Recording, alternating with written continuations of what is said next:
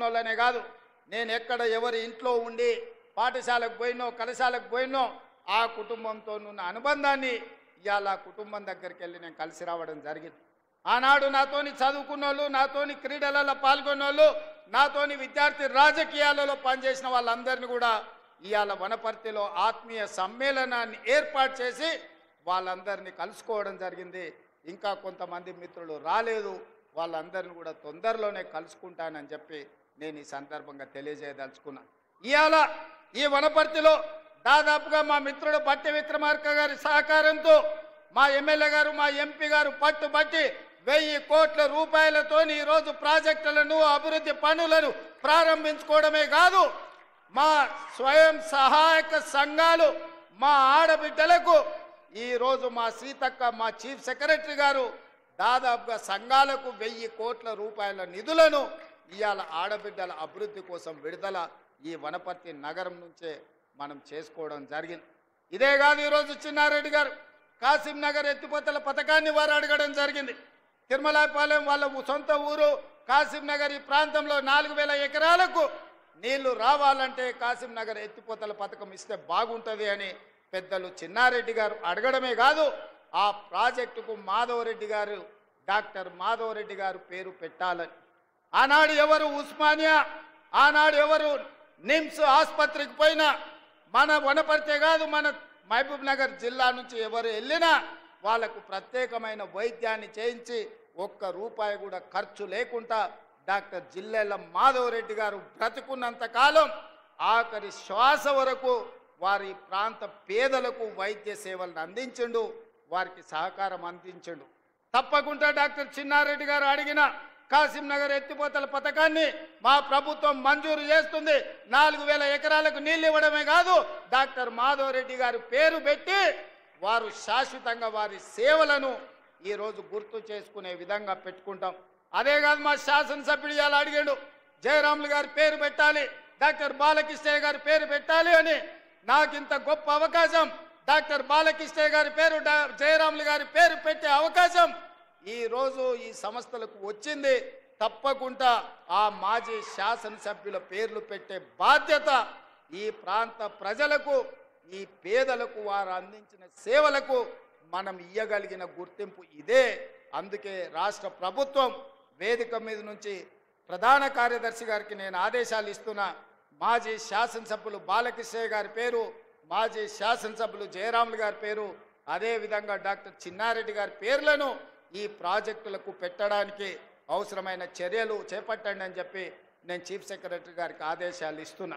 మిత్రులారా, ఇవాళ ఆలోచన చేయండి, 2014 నుంచి దాదాపుగా 2024 వరకు చంద్రశేఖరరావు గారు 10 సంవత్సరాలు తెలంగాణ రాష్ట్రానికి ముఖ్యమంత్రిగా ఉన్నాడు. హరీష్ రావు గారు మంత్రిగా ఉన్నారు, తారక రామారావు గారు మంత్రిగా ఉన్నారు, నరేంద్ర మోడీ గారు దేశంలో ప్రధానమంత్రిగా ఇవాళకి 12 సంవత్సరాలు అయ్యింది. నేను అడుగుతున్న ఈడికొచ్చిన మిత్రులను, ఈడికొచ్చిన వాళ్ళనే కాదు, ఈ సమావేశాన్ని చూస్తున్న వాళ్ళను, బీఆర్ఎస్ బీజేపీలను కూడా గుండెల మీద చెయ్యి పెట్టుకొని ప్రశాంతంగా ఆలోచన చేసి మీ మనస్సాక్షిని అడగండి. తెలంగాణ రాష్ట్రంలో ప్రజాపాలన ఇందిరమ్మ ప్రభుత్వం ఏర్పడ్డ తర్వాత 25,50,000 మంది రైతులకు 21,000 కోట్ల రూపాయలు మొదటి సంవత్సరంలోనే రుణమాఫీ జరిగిందా లేదా? మీ గుండెను అడగండి, మీ మనసును అడగండి. ఇవాళ ఆ రైతులను బయటికి వచ్చి మాట్లాడమని నేను అడుగుతున్నా. ఇవాళ మనసు లేనోళ్ళు, మనసాక్షి లేనోళ్ళు, బీఆర్ఎస్ వాళ్ళు, బీజేపీ వాళ్ళు ఒక్కటై ఏకమై రైతులను ఆగం చెయ్యాలన్న ఆలోచనతో మాట్లాడుతున్నా. నేను అదేవిధంగా మా రైతాంగాన్ని, మా సోదరిమణులను, మా ఆడబిడ్డలను అడుగుతున్నా. ఆనాడు రైతు భరోసా పథకం చంద్రశేఖరరావు గారు ఎన్నికల పేరు మీద ఎగనామం పెట్టిపోతే ప్రభుత్వం ఏర్పడ్డ మొదటి 3 నెలల్లోనే డిసెంబర్ 7 నాడు ప్రభుత్వాన్ని ఏర్పాటు చేసిన మేము, మా మిత్రుడు బట్టి విక్రమార్క గారు మార్చి లోపలనే 7,625 కోట్ల రూపాయలు రైతు భరోసా పైసలు మీ ఖాతాలలో వేసినమా లేదా? మీరు వెళ్ళి మీ బ్యాంకుల్లో చూసుకోండి. 7,625 కోట్ల రూపాయలకు ఒక పైసా తగ్గినా మీరు మమ్మల్ని నమ్మకండి. ఒకవేళ వేసింది నిజమైతే ఆ తోడు దొంగలు చెబుతున్న అబద్ధాలను తిప్పికొట్టమని తెలంగాణ రైతాంగాన్ని నేను అడుగుతున్నా ఇవాళ తెలంగాణ రైతాంగాన్ని. ఎర్ర ఎండలు మండుతున్నాయి, విద్యుత్ వినియోగం పెరిగింది. ఇవాళ 16,000 మెగావాట్ల పైన ఈరోజు విద్యుత్తు అవసరం పడుతున్నది. కానీ ఒక్క గంట అయినా ఎక్కడైనా విద్యుత్ కోతలు విధించినమా? ఇవాళ 24 గంటల వ్యవసాయ విద్యుత్తు రైతులకు ఉచితంగా అందించడమే కాదు, ఆనాడు ఇవ్వండి ఈనాడు పేదోళ్లకు 50 లక్షల కుటుంబాలకు మా ఆడబిడ్డలు చెప్పాలి, మా అక్కలు చెప్పాలి, మీరెవరైనా ఇంటి బిల్లు కడుతుండ్రా 200 యూనిట్ల వరకు ఒక్క పైసా లేకుండా మా ఆడబిడ్డలకు ఇంటి కరెంటుకు బిల్లు కట్టకుండా మాఫీ చేసింది నిజం కాదా? మా అక్కల్ని నేను అడుగుతున్నా, మీరు ఒక్కసారి ఆలోచన చెయ్యండి. ఇంటి బిల్లు కట్టక 15 నెలలు అయింది కదా, బట్టి గారు ఒక్క రూపాయినన్న మిమ్మల్ని అడిగినరా? మీ 50 లక్షల పేదోళ్ళ కుటుంబాలకు ఇవాళ 200 యూనిట్లు మేము ఇవ్వడం లేదా? ఇది నిజం కాదా అని చెప్పి మా ఆడబిడ్డలను అడుగుతున్నా. ఇదే కాదు, ఆనాడు 12 నూరులుండే సిలిండర్ ఈనాడు 50 లక్షల పేదవాళ్ళ కుటుంబాలకు 500 రూపాయలకే మీకు సిలిండర్ ఇస్తున్న మాట నిజం కాదా? వంట వండుతున్న ఇల్లును నడుపుతున్న మా ఆడబిడ్డలారా, మీ మనసాక్షిని అడగండి. 50 లక్షల కుటుంబాలకు 500 రూపాయలకే మీకు సిలిండర్ ఇస్తున్నామా లేదా? మేము సిలిండర్ మా ఆడబిడ్డలకి ఇచ్చిన మాట నిజమైతే బీఆర్ఎస్ బీజేపీలను సలాకి కాల్చి వాత పెట్టుండ్రి. ఎందుకంటే మన పాలమూరులో మనం రొట్టెలు చేసుకుంటాం, రొట్టెలు కాల్చేటప్పుడు సలాకి కూడా ఎర్ర కాల్చి వచ్చినోని చేయి చాపమని చెప్పి చేతి మీద వాతలు పెట్టుండ్రి బీఆర్ఎస్ బీజేపీలను అని చెప్పి మా అక్కలను నేను అడుగుతున్నా, మా ఆడబిడ్డలు నేను అడుగుతున్నా. ఇవాళ అక్క ఆనాడు అమ్మగారింటికి పోవాలన్నా ఆలయానికి పోయి అమ్మవారిని దర్శించుకోవాలన్నా ఇంటి ఆయన బస్సు కిరాయిస్తే పోయినట్టు, లేకపోతే లేనట్టు. నేను అడుగుతున్నా మా అక్కల్ని, అమ్మ ఇంటి ఆయన పనిపోతే మీరు బస్సు ఎక్కి అమ్మగారింటికి పోతే ఒక్క పైసాన్ని అడుగుతుర్రా ఎవరైనా? ఇది జాతరైనా, లేకపోతే మన గద్వాల్లో జరుగుతున్న జాతరైనా, లేకపోతే రాజనగరం జాతరైనా, ఏ జాతరకు పోయినా, ఎక్కడికి పోయినా, ఏ గుడికి పోయినా, భద్రాచలం పోయినా మా ఆడబిడ్డలను ఒక్క పైసా అడగకుండా ఆర్టీసీ బస్సుల్లో ఉచితంగా ప్రయాణం జరుగుతుందా లేదా? ఉచిత బస్సు ప్రయాణం చేసిన మా ఆడబిడ్డలు ఇక్కడ ఉంటే మీరందరూ చెయ్యెత్తి ఒక్క పైసా లేకుండా మేము బస్సులో ప్రయాణం చేసినామని మీరు ఆ బీఆర్ఎస్ బీజేపీలకు గుణపాఠం చెప్పండి. 150 కోట్ల మంది ఆడబిడ్డలు ఈ 15 నెలల్లో బస్సులో ఉచితంగా ఒక్క పైసా ఖర్చు పెట్టకుండా ప్రయాణం చేసిన మాట వాస్తవం కాదా? దీనికి మా బట్టి విక్రమార్క గారు 4,500 కోట్ల రూపాయలు ఆర్టీసీకి ఇచ్చిన మాట నిజం కాదా? ఇదే కాదు, మా ఆడబిడ్డల స్వయం సహాయక సంఘాలు ఆనాడు పివి నరసింహారావు గారు మొదలుపెట్టిన సంఘాలు చంద్రశేఖరరావు వచ్చినప్పుడు గ్రహణం పట్టినాయి. సూర్యగ్రహణం చంద్రగ్రహణం బట్టి ఎట్లా కనిపించుకుంటా పోతాయో ఈ చంద్రగ్రహణం బట్టి మా సంఘాలను మా ఆడబిడ్డలను నిర్వీర్యం చేసిన మాట నిజం కాదా? సున్నా వడ్డీ కానీ పావులా వడ్డీ కానీ మీ బ్యాంకు లింకేజ్ కానీ ఆనాడు చంద్రశేఖరరావు ఎప్పుడన్నా ఇచ్చిండా? మరి ఇవాళ నేను మా సీతక్క మా బట్టి గారు 1000 కోట్ల రూపాయలు సంఘాలకు ఇచ్చి మీ లింకేజీలు ఇచ్చి ఇవాళ మిమ్మల్ని అభివృద్ధి పదం వైపు నడిపిస్తున్న మాట నిజం కాదా? ఇవాళ 1000 కోట్ల రూపాయలు ఈ వనపర్తి సాక్షిగా మా ఆడబిడ్డలకి ఇచ్చిన మాట నిజం కాదా? ఎవరన్నా అబద్ధం చెప్పచ్చు, ఇంటాయన సాయంత్రం వేస్తే మర్చిపోవచ్చు, కానీ మా అక్కలు మర్చిపోతారా? మా ఆడబిడ్డలు మర్చిపోతారా అని నేను అడుగుతున్నా. ఇవాళ మా అక్కలకు మా సంఘాలు నిర్వీర్యమవుతుంటే మా అధికారులను మా సీతక్కని పెట్టి సమీక్షించి ఇవాళ రాష్ట్రంలో 67 లక్షల మంది ఆడబిడ్డలను సంఘాలలో సభ్యులను చేసి రేపటి దినం 1 కోటి మందిని సంఘాలలో సభ్యులుగా చేసి మా ఆడబిడ్డల్ని కోటీశ్వరులను చేయాలని రోజుకు 24 గంటలు నేను కష్టపడుతుంటే బీఆర్ఎస్ వాడు బీజేపీ వాడు వచ్చి బండలు తీసుకొని కొడుతురు. మా ఆడబిడ్డలు నిలదొక్కుంటే ఆడబిడ్డలు ఆశీర్వదిస్తే రాబోయే 15-20 ఏళ్ళు రేవంత్ రెడ్డి ముఖ్యమంత్రిగా కాంగ్రెస్ పార్టీ అధికారంలో ఉంటే మా బతుకు బస్టాండ్ అవుతుంది, వనపర్తి బస్టాండ్లో బిచ్చం ఎత్తుకొని బతకాల్సి వస్తుందని బీఆర్ఎస్ వాళ్ళు బీజేపీ వాళ్ళు అబద్ధాలు చెప్తారు. అందుకే ఇవాళ మా అక్కల్ని అడుగుతున్నా, మీ సంఘాలను ఆదుకునే బాధ్యత నాది కాదా? మీ సంఘాలకు హైదరాబాదు హైటెక్ సిటీ పక్కన పెద్ద పెద్ద ఐటీ కంపెనీలు ఉన్న దగ్గర 100 కోట్ల ఎకరాలు ఉన్న దగ్గర 100 కోట్ల విలువైన భూమి 3.5 ఎకరాలు మీ సంఘాలకు హైటెక్ సిటీ శిల్పారామం పక్కన 150 షాప్స్ పెట్టుకొని మీ ఉత్పత్తులను ప్రపంచానికి అమ్ముకునే విధంగా బిల్ గేట్స్ బిల్ క్లింటన్ ఎవరు వచ్చినా మీ సంఘాల నైపుణ్యం చూసే విధంగా శిల్పారామం పక్కన మీకు 3.5 ఎకరాలు నేను ఇయ్యలేదా? నిజం కాదా? మా ఆడబిడ్డలు నేను అడుగుతున్నా. ఎన్నడైనా మీరు ఊహించరా? విప్రో, ఇన్ఫోసిస్, మైక్రోసాఫ్ట్ లాంటి పెద్ద పెద్ద ప్రపంచ దిగ్గజాలైన పరిశ్రమల పక్కన 3.5 ఎకరాలు మా బిడ్డలకు ఇచ్చి మా ఆడబిడ్డలు ఆత్మగౌరవంతో అదాని అంబానీలతో పోటీ పడే విధంగా మీకాడ 3.5 ఎకరాలు ఇచ్చి 150 షాపులు పెట్టి మీరు చేసే ఉత్పత్తులను ప్రపంచానికి ఎగుమతి చేసే విధంగా అనుమతి ఇవ్వలేదా అని మా ఆడబిడ్డలను అడుగుతున్నా. అంతెందుకు, ఒకనాడు సోలారు విద్యుత్ అంటే అదాని అంబానీలు పెట్టుబడులు అన్నారు. నేను ఇవాళ మా బట్టి విక్రమార్క గారి సహకారంతో సోలారు విద్యుత్ అదాని అంబానీలు కాదు, మా ఆడబిడ్డలు కూడా ఉత్పత్తి చేస్తారని 1000 మెగావాట్ల ప్రాజెక్టులు మా ఆడబిడ్డలతో ఒప్పందం చేసి మిమ్మల్ని పారిశ్రామికవేత్తలుగా మార్చిన మాట నిజం కాదా? ఒకవేళ నిజం అయితే బీఆర్ఎస్ బీజేపీలకు బుద్ధి చెప్పండి అని నేను అడుగుతున్నా. అంతెందుకు, ఆర్టీసీ బస్సులు పెద్ద పెద్ద కంపెనీలు కిరాయికి పెట్టుకునేది. కానీ ఇవాళ ఈ ఆర్టీసీ బస్సులు 1000 బస్సులు మా ఆడబిడ్డలు కొని ఆర్టీసీకి కిరాయికి పెట్టి 1000 బస్సుల యజమానులను మా ఆడబిడ్డల్ని చేసిన మాట నిజం కాదా? ఇవాళ 1000 బస్సుల యజమానులుగా మారిన మీరు పెట్టిన బస్సుల్లో, మీరు కొన్న బస్సుల్లో మీ ఆడబిడ్డలు, మీ పిల్లలు చదువుకోవడానికి ఉచితంగా వెళ్తుంటే ఇవాళ మీకు గౌరవం పెరిగిందా తగ్గిందా? ఆనాడు కేసీఆర్ ఉన్నప్పుడు ఇంటాయన మందు దాగొచ్చి కొడుతున్నప్పుడు ఎట్లుండే, ఇవాళ మీ సోదరుడు రేవంత్ రెడ్డి వచ్చిన తర్వాత మీ వ్యాపారాలు పెరిగిన తర్వాత మీ గౌరవం పెరిగిందా లేదా ఒక్కసారి ఆలోచన చేయండి అని మా అక్కల్ని అడుగుతున్నా.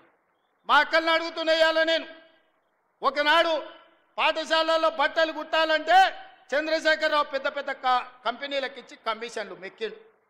ఇవాళ ప్రభుత్వ పాఠశాలల్లో, హాస్టళ్లలో ఆడపిల్లలకు మగపిల్లలకు 1,30,00,000 జతలు బట్టలు, ప్రతి జతకు 75 రూపాయలు కుట్టుగూళ్ళు ఇచ్చి ఈరోజు మీకు 10,000 మిషన్లు మైనారిటీ కార్పొరేషన్ ద్వారా ఇచ్చి ఈరోజు పాఠశాల పిల్లలు మొదటి రోజే బట్టలు కుట్టించే వ్యాపారం మీకు నేను ఇచ్చినా లేదా?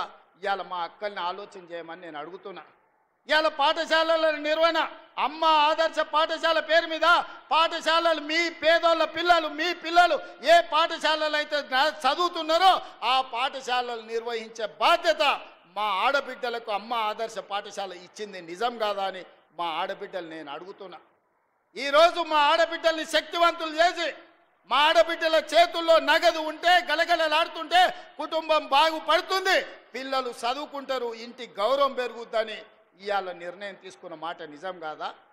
ఇవాళ 4,50,000 ఇందిరమ్మ ఇండ్లు ప్రతి ఇంటికి 5 లక్షల రూపాయలు ఉచితంగా ఇచ్చి 4,50,000 ఇండ్లు ఆడబిడ్డల పేరు మీదనే మంజూరు చేసి ఇంటి యజమానులుగా మిమ్మల్ని చేస్తున్న మాట నిజం కాదా? పనులను మన నారాయణపేటలో మనం ప్రారంభించుకోలేదా? ఒక్క సంవత్సరం తిరిగే లోపల ఒక్క ఆడబిడ్డల కోసమే ఇన్ని చేస్తే విద్యార్థులకు, నిరుద్యోగ యువకులు మీరు గుండె మీద చేయి పెట్టుకొని ఆలోచన చేయండి. ఆనాడు తెలంగాణ ఉద్యమంలో క్రియాశీలకంగా పోరాటం చేసిన మీరు విద్యార్థి వీరులారా, అమరులైనరు, నిరుద్యోగులైనరు, ఉద్యమకారులైనరు, ఉవ్వెత్తున తెలంగాణ ఉద్యమం చేసిన 10 ఏళ్ళు ఒక్క ఉద్యోగమైన చంద్రశేఖరరావు ఇచ్చిండా? వాళ్ళ ఇంట్లో ఉద్యోగాలు ఇచ్చుకున్నాడు. ఆయన ముఖ్యమంత్రి అయిండు, అల్లుడు మంత్రి అయిండు, కొడుకు మంత్రి అయిండు, బిడ్డ ఎంపీ అయింది, ఓడిపోతే ఎమ్మెల్సీ అయింది, సడ్డకుని కొడుకుని రాజ్యసభ చేసుకున్నాడు, ఆయన చుట్టాలను మంత్రులను చేసుకున్నాడు. మనకేం ఒరగబెట్టిండు తల్లి? కానీ అదే ఇందిరమ్మ రాజ్యం వచ్చిన తర్వాత ప్రజాపాలనలో మొదటి సంవత్సరం నిరుద్యోగ యువకులకు ప్రభుత్వ ఉద్యోగాలు 55,163 ఉద్యోగాలు భారతదేశంలోనే స్వతంత్రం వచ్చినప్పటి నుంచి ఈనాటి వరకు ఒక్క సంవత్సరంలో 55,000 ఉద్యోగాలు ఇచ్చిన ప్రభుత్వం ఏదైనా ఉందంటే మీ తమ్ముడి ప్రభుత్వం, మీ అమ్మ ఇందిరమ్మ ప్రభుత్వం తప్ప గత పాలకులు చేసింది కాదు. ఇది నిజం కాదా? ఈరోజు నేను అడుగుతున్నా, టీచర్లుగా నియామకమైన వాళ్ళని, టీచర్లుగా ఉన్న వాళ్ళని, మీకు 22,000 మందికి ప్రమోషన్లు ఇచ్చి 35,000 మందిని బదిలీ చేసి 20 ఏళ్ళ మీ సమస్యను తీర్చింది మేము కాదా? ఇన్ని పనులు సంవత్సరం లోపల చేస్తే అప్పుడే చంద్రశేఖరరావు, తారక రామారావు, హరీష్ రావు, కవితారావు ఇక నువ్వు దిగుతావా లేదా అని జోలె భుజాలను కేసుకొని బయలుదేరు. ఏందా మీ కడుపు నొప్పి? 10 ఏళ్ళు మీరే ఏలిండ్రు కదా, 10 ఏళ్ళు మీరే పచ్చగున్నారు, పండిందంతా మీరే మేసిండ్రు, పచ్చగున్న కాడ మేసిండ్రు, వెచ్చగున్న కాడ వండుకురు ఫామ్ హౌస్లల్లా. మా పేదోళ్ళ గురించి ఆలోచన చేసిరా? మా పాలమూరుకు నీళ్లు తెచ్చిరా అని నేను అడుగుతున్నా. 10 ఏళ్లలో మీరు ప్రాజెక్టులు కడితే మా పాలమూరు ఎందుకు ఎడారి అవుతుంది? మా ఆడబిడ్డలు వలసలు ఎందుకు పోతారు? ఇయాలటి కూడా కొత్తకోట దగ్గరనో, దేవరకద్ర దగ్గరనో, పెద్దమందడి దగ్గరనో జంటలుగా మేస్త్రీల దగ్గర, గుంపు మేస్త్రీల దగ్గర పైసలు తీసుకొని పిల్లల్ని ఇంటి దగ్గర వదిలి వలస పోతుంటే మా కష్టం గురించి ఎన్నడైనా ఆలోచన చేసినవా చంద్రశేఖరరావు అని నేను అడుగుతున్నా. ఎన్నడైనా మా వలసలు, మా కష్టాలు, మా తట్ట పని, మా పార పని, మా మట్టి పని, మా రక్తాన్ని చెమటగా మార్చి ఈ దేశంలో ప్రతి ప్రాజెక్టు మేం కట్టినాం. బాక్రానంగల్ నుంచి నాగార్జున సాగర్ వరకు, శ్రీశైలం నుంచి శ్రీరామ్ సాగర్ వరకు మా చెమట లేకుండా, మా రక్తం దార బొయ్యకుట్ట కట్టిన ప్రాజెక్ట్ ఏదైనా ఉందా అని చంద్రశేఖరరావు నేను అడుగుతున్నా. మరి ఇవాళ నేను అడుగుతున్నా, 10 ఏళ్ళు 2 లక్షల కోట్లు సాగునీటి ప్రాజెక్టుల మీద ఖర్చు పెట్టిన నువ్వు మా పాలమూరు ఎందుకు పూర్తి చేయలేదు?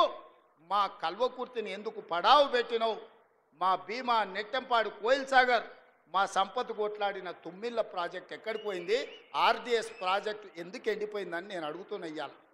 ఇవాళ మా ప్రాజెక్టులు నువ్వు ఎండబెట్టబట్టి, ఆనాడు నువ్వు ఎస్ఎల్బీసీ మేము మొదలుపెట్టి 32 కిలోమీటర్లు పూర్తి చేస్తే 10 కిలోమీటర్లలో 2 కిలోమీటర్లు వేసి పడావు పెట్టే 10 ఏళ్ళు పడావు ఉన్న ఎస్ఎల్బీసీ పనులు ఆగిపోవడం వల్ల ఇవాళ కుప్పగూలి 8 మంది ప్రాణాలు పోయినాయి.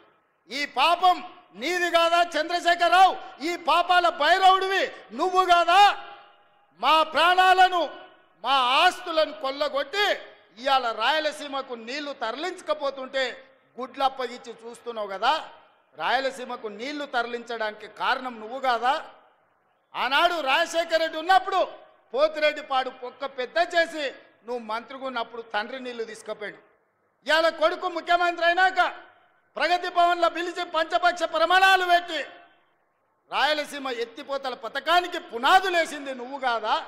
ఆలోచన, కర్త, కర్మ, క్రియ, రాయలసీమ లిఫ్ట్ చంద్రశేఖరరావు వేసిన పునాది రాయి. అంతెందుకు మిత్రులారా, నేను గుర్తు చేయదలుచుకుని ఇక్కడున్న మా యువకులకు, రాయలసీమ పోయిండు, రోజమ్మ ఇంటికి పోయిండు, రొయ్యల పులుసు తిన్నాడు. ఏమన్నాడయా?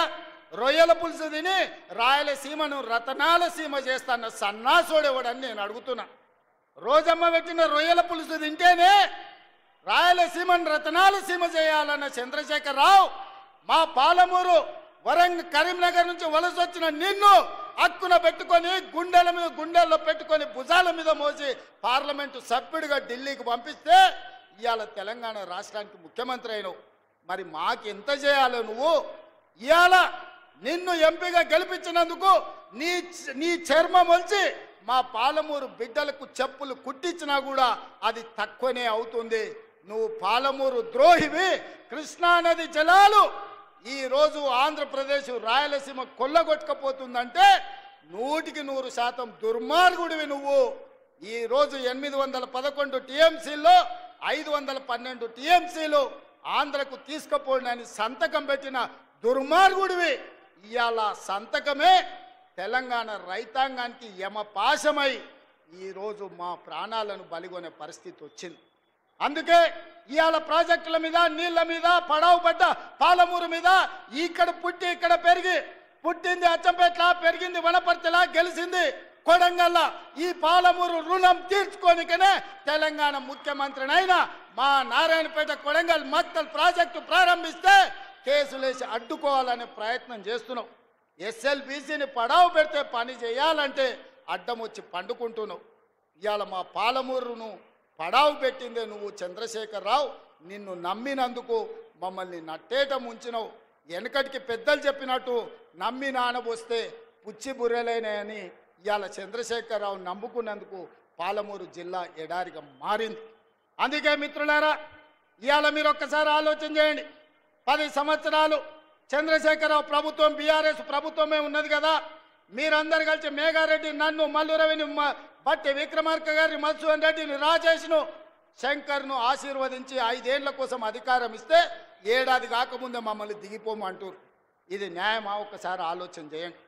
10 ఏళ్ళు మీరే కదా దోసుకున్నది, 10 ఏళ్ళు పాలించింది మీరే కదా, 10 ఏళ్ళు ఏలుకున్నది మీరే, దోసుకున్నది మీరే, 10 ఏళ్ళు అధికారాన్ని అనుభవించింది మీరే.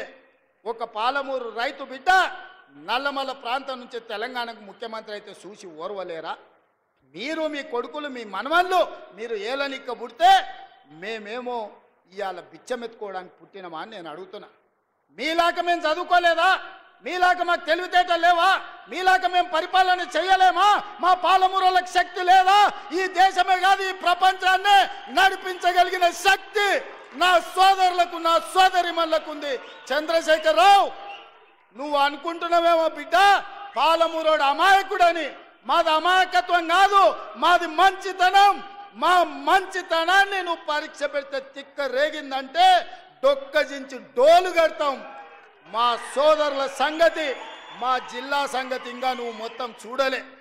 నువ్వు అనుకుంటున్నావేమో వీళ్ళ అమాయకులు అరికథలు చెప్పి నమ్మించవచ్చు అని.